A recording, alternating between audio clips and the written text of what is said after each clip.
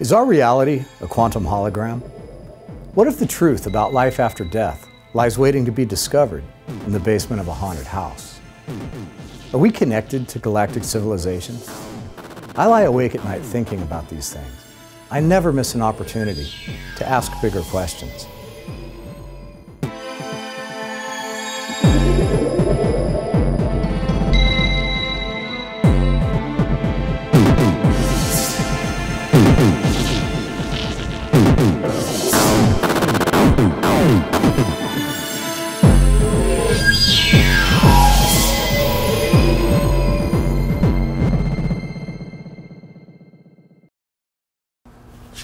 Hi, I'm Ron James here in the studio, and this is a very special edition of Bigger Questions. I have been trying to get this guy here for years. I've interviewed him in a few other locations. He's been in several of my pieces.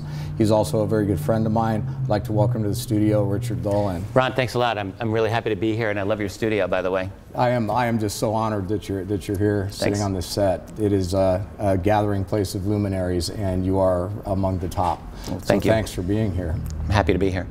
So, you know, your work as a historian and the books that you've written covering, you know, a huge swath of the ET phenomenon, and then later into the false flags thing. We've talked about all of that, and a lot of people know what you do. Right. But, you know, I thought it might be interesting today to talk about media, the ET phenomenon, their relationship, and how the disclosure process might move forward, if it's going to move at all, since we have Trump in the White House. Well, yeah, I've been, just as so happens, I've been doing a lot of revisiting of the history of U.S. mainstream media, and actually alternative media as well, and their treatment of the UFO phenomenon from the 1940s right up till today. There had been a researcher named Terry Hansen, who was a very good friend of mine, Terry died a couple of years ago. He did a very excellent work years ago called The Missing Times, and it was news media complicity in the UFO cover-up. I was always a big admirer of Terry's work, but really since he died, there hasn't been anyone really doing a media analysis of the UFO phenomenon, and I thought I really wanted to go and go into that for a little while and explore that, so I've done that. So, you know, one of the things that I found, first of all, is there is a tremendous consistency and some variations over the decades of how the mainstream media covers UFOs. The consistency is that it has been debunking from the beginning. And there have been certain major institutions, New York Times, Washington Post, nowadays CNN, and some of the others, that will absolutely never give this subject credence, absolutely ever. I would identify the Washington Post as probably the leading mainstream debunking media source that I can identify. I mean, they're the what we find is that they've become actually more ridicule-oriented than even in the past, if you could believe it. Washington Post pieces over the last 4 or 5 years have just been over the top with ridicule of this subject. I'll give you an example. During the 2013 citizen hearings on disclosure, which took place at Washington, D.C. Which we produced. Which you produced, exactly, and I participated in. A lot of mainstream media covered that in a very kind of smarmy, tongue-in-cheek way. Sure. None outdid the Washington Post, which not only smeared it repeatedly, but then followed up with 2 articles just on the psychology, the dangerous psychology of UFO believers. I mean, they just went all out, pulled out the stops to just torpedo this whole thing. So that's one thing. Now, in the earlier years of the UFO media cover-up, you know, you had local newspapers, and they were really they were, as far as you'd have like an alternative media, that would be it. Local newspapers, which were by and large outside the kind of control of the CIA, which was running the mainstream newspapers through Operation Mockingbird and other types of media control operations. The local newspapers were a bit more independent, and they were much more likely to do UFO reporting.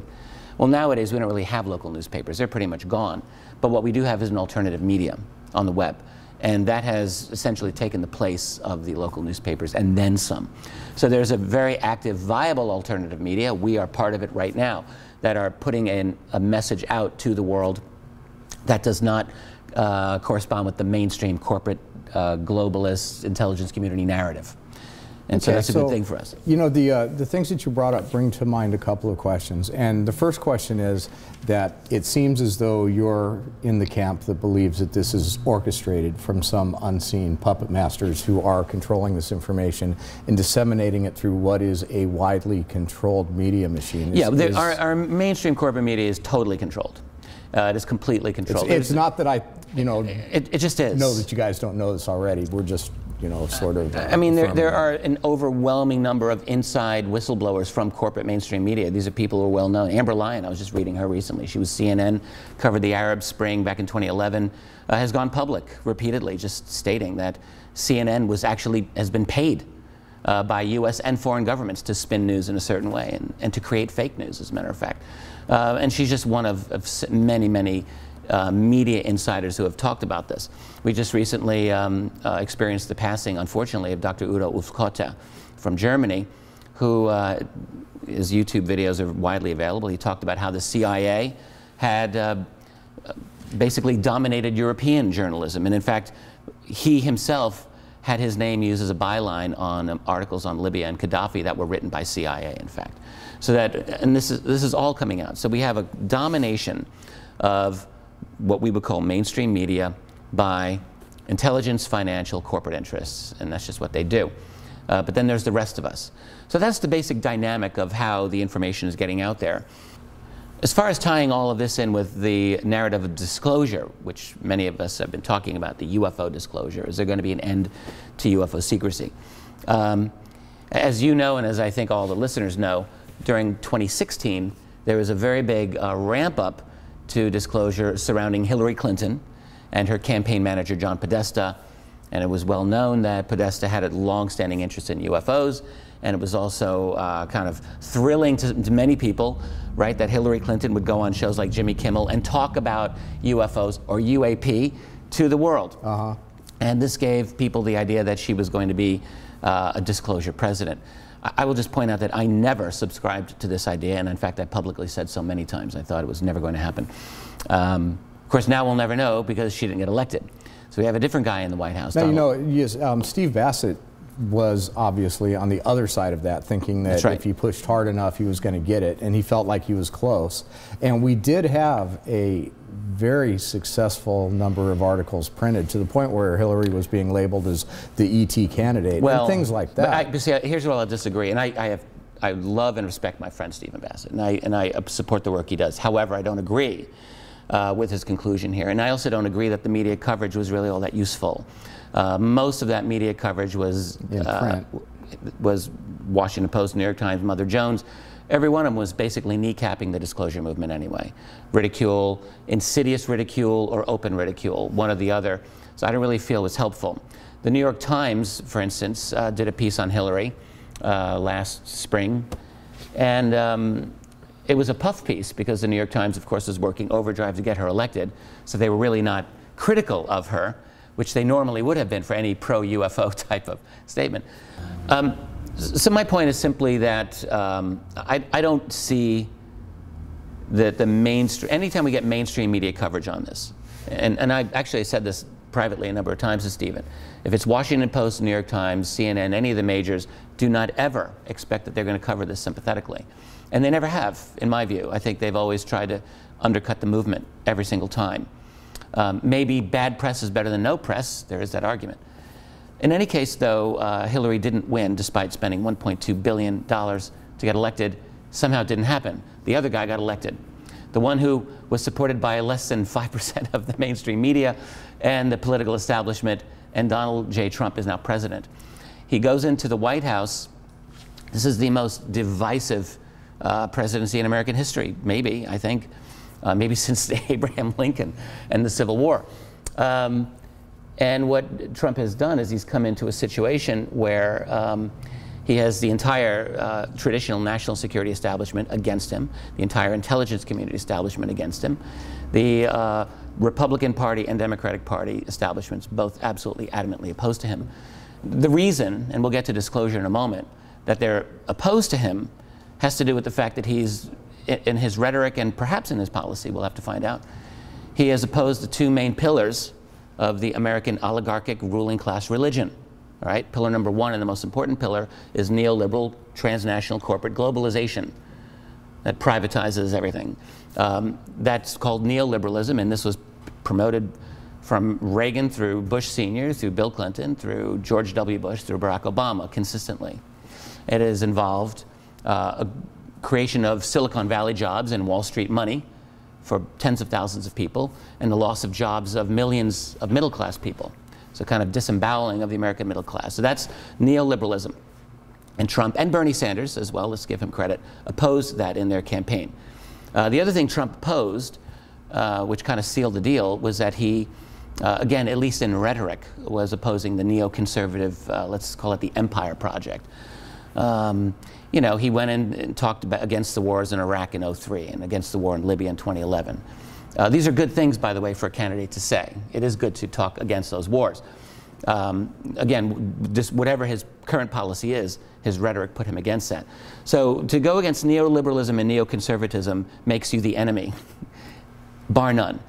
They also went after him because he, in his manners, he's not politically correct, and he's very upfront about that. And that was really where they attack him. But the real reason they go after him is because he's not on board with the neolib and neoconservative. So now that leads us to disclosure.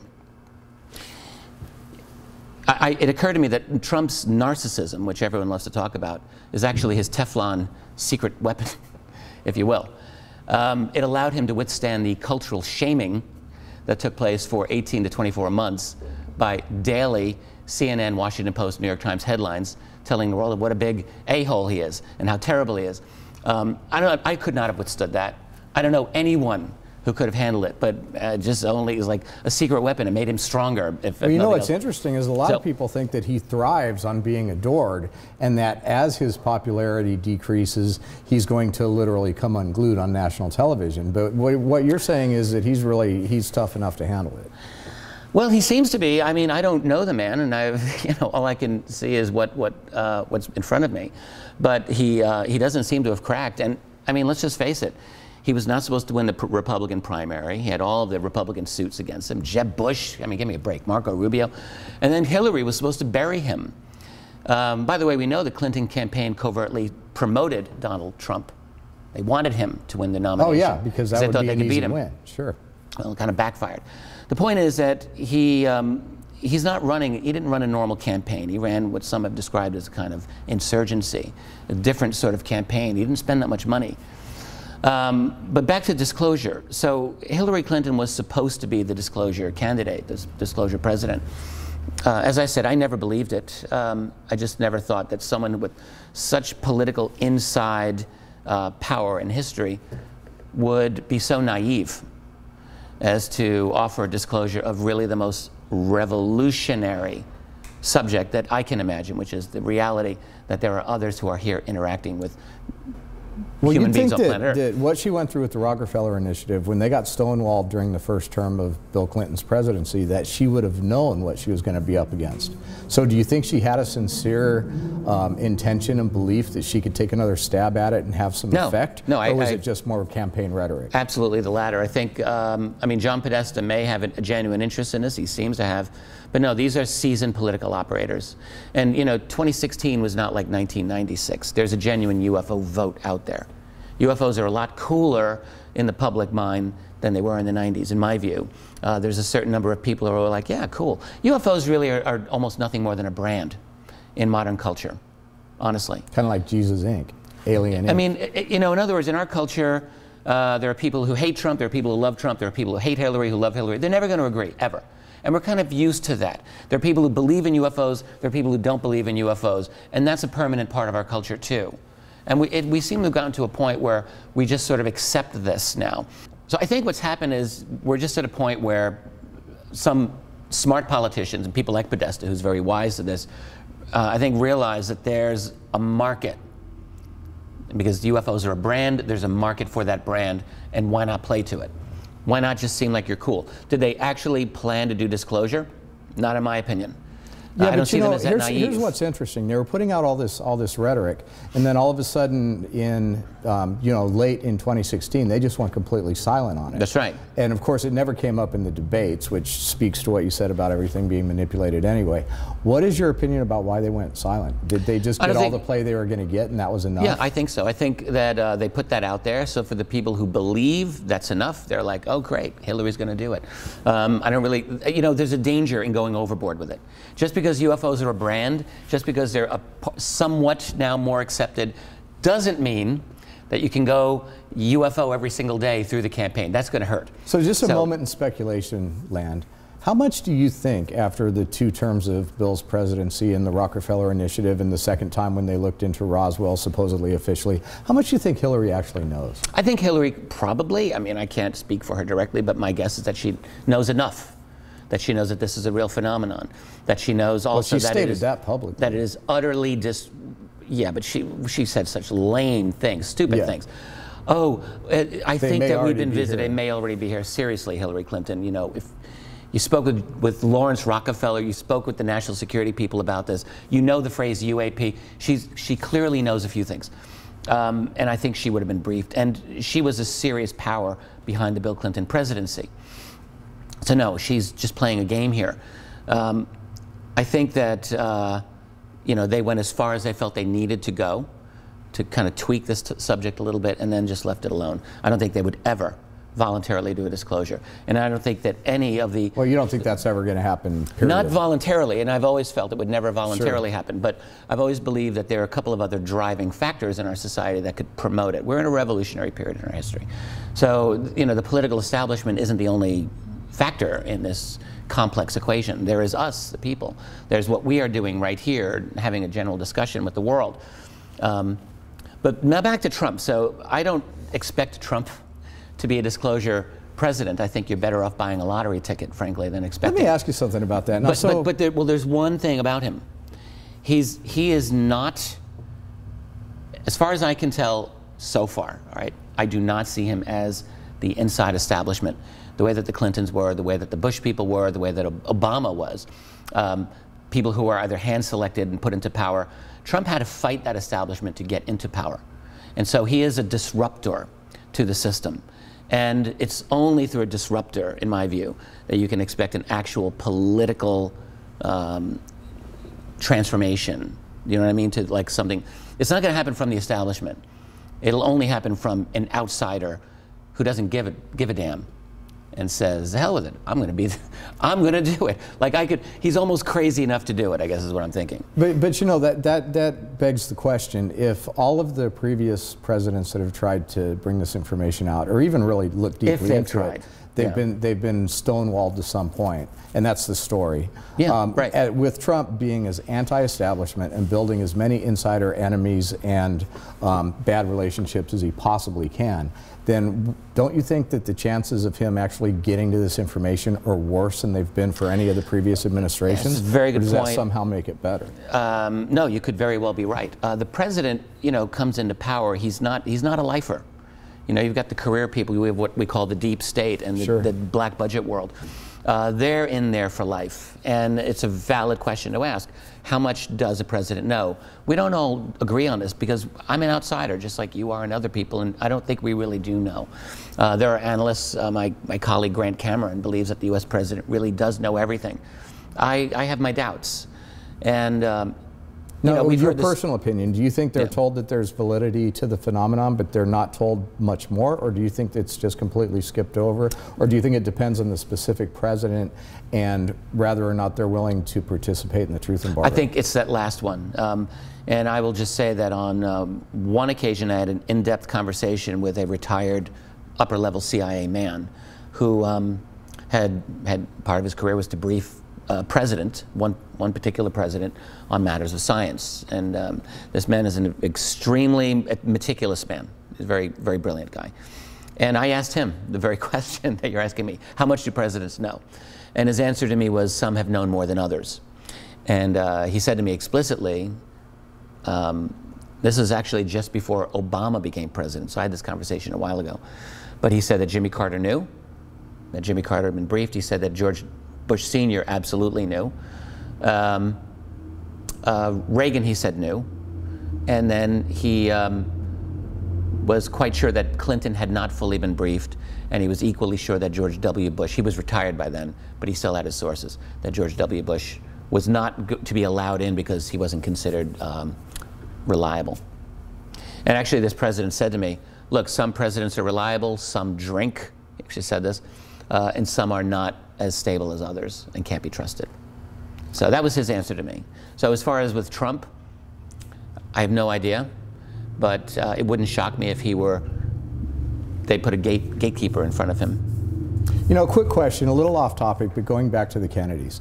You know, I worked with Paul Davids on Maryland Declassified, and one of the questions that we bring up at the end of the movie was that, you know, the death of Marilyn Monroe, we clearly point to the fact that it was most likely a murder, but yes. Then there's also the question of, did he tell her ET-related material that helped cause her death? I think, yeah, well, there's a document, it's of disputed authenticity, but I actually believe that this is a valid document. It's a CIA document from one day before her death. And I mean, maybe I don't want to get into arcane reasons why I think it's valid, but I do think it's a valid document. And it describes how she was becoming a problem for the power establishment, and that in pillow talk with the president, that's how it was described in this memo, he had talked to her about beings from outer space who were being held presumably at Area 51 or in Nevada. Look, here's the thing about Marilyn Monroe that we do know. She was more than just America's and the world's sex symbol. She was a very intelligent person. She had been married to Arthur Miller, the playwright. She kept a diary, which has never been revealed. It's just disappeared. Now, what did she keep in her diary? Well, from what we understand about her in her last, you know, she was ditched by John F. Kennedy in the spring of 1962. His advisors were terrified over the possibility of a scandal, which had just taken down the government in UK. There'd been what was called the Profumo scandal, and that prime minister had had an affair, and it took down the government. Kennedy's advisors were saying, look, you are sleeping with the most famous woman in the world, all right? You've got to stop this right now. And JFK apparently said, yes, you're right. And he told his brother Bobby this is my understanding of it anyway, to break it off with her. Whereupon Bobby Kennedy, married man, father of what, 8 children, he starts up with Marilyn Monroe through the spring and summer of 1962, and then he breaks it off with her as well. And so she's got all of her connections to the Kennedys cut off, and her attitude is, who do they think I am? I'm not just some, you know, hussy off the street. I'm Marilyn Monroe. So she was very angry with the Kennedy brothers. Oh yeah. And so was considered very unreliable. You know, it is said that Robert F. Kennedy and 2 strong-arm goons visited her the night that she died, presumably to find out, was she going to be a threat? Could they get her diary, whatever? And I'm guessing things went wrong. So I know you don't have too much more time. I just want to talk to you about a couple fun things. I want to tell you about what we're doing with MUFON. You know, I've joined together with MUFON to create IvolveTV, and the goal of this is, obviously we have the whole archives of MUFON. We're doing a bi-weekly live show where audience can participate via live chat and Skype in to update people on what's happening with the latest news, you know, within MUFON and beyond. Yes, it's very important because, I mean, MUFON, I'll just say this, had a long history of being perceived, and I think with some justice, to be honest, as somewhat opaque and closed off to the public. And I think it's a very good thing for that organization, which really is our main civilian UFO investigative organization to this day, that they are you know, putting information out there that we can all learn from. So I think it's a great thing. So I'd like to invite you maybe from time to time, or at least once or twice, to Skype in and be a part of the live show. Just come in, say hi to the audience, take a couple questions. It's going to be every 2 weeks. I give you plenty of notice, and you can just pop it in front of your webcam and be a guest. Sure, I'd be very happy to. It could be a lot of fun. Yeah. And you know, also we're bringing the original programming, and this other original show that I'd talked to you about in the past, because you know, you are the one who coined the phrase breakaway society. Breakaway civilization. Breakaway yes. civilization. Yeah. And ever since, you know, I've told you this before, this idea has just been brewing in my mind about doing a web series about the adventures in the breakaway civilization. Yeah, right. And so, you know, we talked about it before. We talked about it being a book, and then we've also talked about it being a web series. And you know, I do want you to be one of the producers on that. And if it monetizes, of course, I want everybody to be a partner. But the main character, Richard, is based on you. He's a historian. God he is help chosen by the elite government, the people running the secret space program, to be the bridge between what's going on and how do we break this to people. And so it's, you know, it is exactly what your probably dream would be if it really happened. If the right guys came up to you after a conference and said, by the way, we need you to come see our spaceship. And in this show, your character gets to see the spaceship. All right, well, you're writing the piece. I'm just observing. It'll be very interesting. What's interesting to me is this idea of a breakaway civilization. We're thinking about calling him Richard Dolan. Richard Dolan. Oh yeah, no one will know. It'll be completely.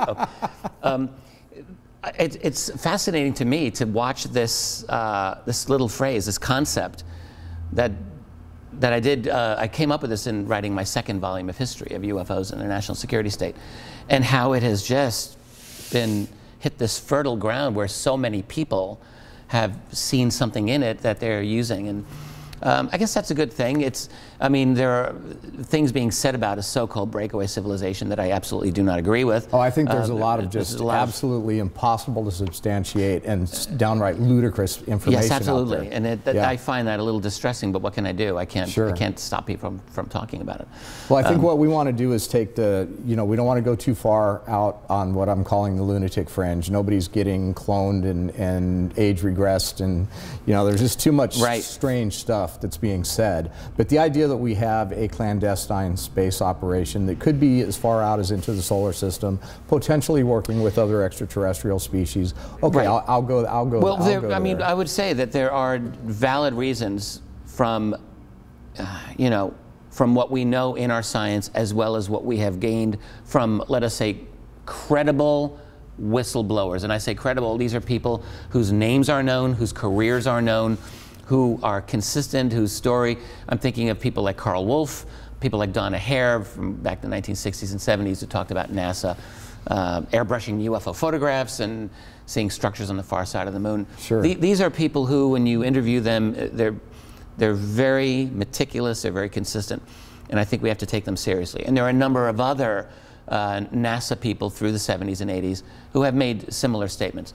So they're known quantities. Or I think we have to draw the line, frankly, are people who nothing about them can be confirmed. Exactly. Nothing about their history can be confirmed, on top of the fact that they tell stories that are really literally unbelievable, except to the most credulous, open-headed person who has no education in the subject whatsoever. There are people who literally believe anything that's thrown at them. And that seems to be the market for some of these stories, to be honest with you. Well, I mean, I'm just coming from the Conscious Life Expo. Oh, sure. The most new age of new age conferences in the entire world, probably. And there are lovely people there, but there are people, and I just will say this, and if they don't like it, sorry, but there are people there who will literally believe anything. They believe anything. They will believe any single thing that is thrown at them, and they want more and more. And you know what? There are always people willing to give it to them. Unfortunately, but that's just how it is. I will say that there's a lot of stuff out there that is, not only is it literally not believable, but it is by its nature impossible to corroborate or verify in any way. So it's what a philosopher would say, unfalsifiable. You can't prove it, you can't disprove it. And so I like to stay away from that. We have too much of that in our field. I mean, I could tell you that, like, I have personal knowledge that all of us are on the dinner plate of some giant who's going to eat us in a couple of years. Yeah, and we're so small in the scheme of things, we're not even going to know it. You can't disprove me. So maybe it's true, right? Maybe there's a slight chance that we actually are. But it's not falsifiable. There's no chance of proving it yes or no, so it's not valid. It's not, in other words, it's not fair play to make these types of arguments. But there are people who just love it. They just lap it up because it sounds cool. And I wish we wouldn't do it. I wish that weren't part of our world, but unfortunately that is part of our world. And the best thing that we can do is simply counter fantasy and unprovable statements with as much informed speculation as we can. I mean, it's okay to speculate.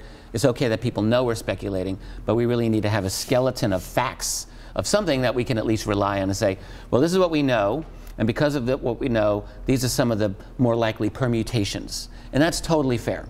That's called investigating the unknown, and we're allowed to do that. But we have to always distinguish, I think, between what we absolutely know and then what we think we know.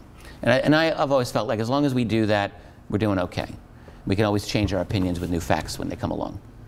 It's been almost a year since I talked to you about the False Flags book.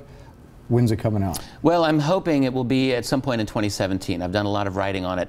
What I'm doing is a history of false flags in the 20th and 21st century. So false flags, for anyone who may not know, is essentially something done by an agency, often an intelligence agency, where they'll do something an official extreme. Body. Right. They'll do like blow up buildings, kill people, and then blame it on another group, let's say terrorists, in order to justify actions or laws or policies that could not otherwise be justified. To people who think that's impossible, well, there's a long verified history of false flags. What I've done is I've tried to collate like what I believe are the most powerful and influential false flags of the last 100+ years, and see an evolution in that phenomenon, and it has evolved. It's become much more sophisticated, and sometimes harder to prove one way or the other, but certainly there's a phenomenon. As I like to say, if there were a false flag Olympics, the United States would get the gold, hands down. The US is the leader in doing false flags, and there are reasons for that too. But anyway, so I'm working on this false flag book. At the same time, I've written and am hosting a series on false flags for Gaia TV, and that will air. I'm not sure when it will air. I'm hoping late spring, summertime. We'll have it out in 2017.